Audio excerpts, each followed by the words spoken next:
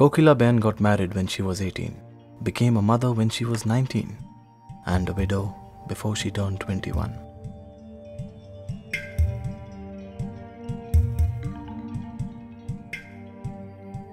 In a society that looks down upon widows, a society that ill-treats single women, a society that never supports widow remarriage,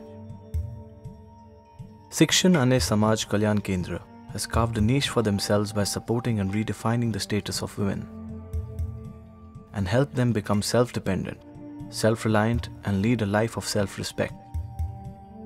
શિક્ષણ અને સમાજ કલ્યાણ કેન્દ્રએ 1980માં મહિલા અને બાળકોના મુદ્દે પુરુષોના સ્થળાંતરને લઈને કામ કરવાનું શરૂ કર્યું.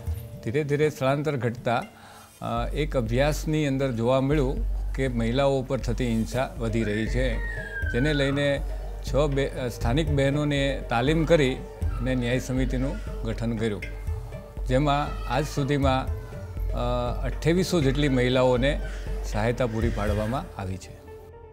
Kokilaben is happily remarried now and she is leading a respectable life.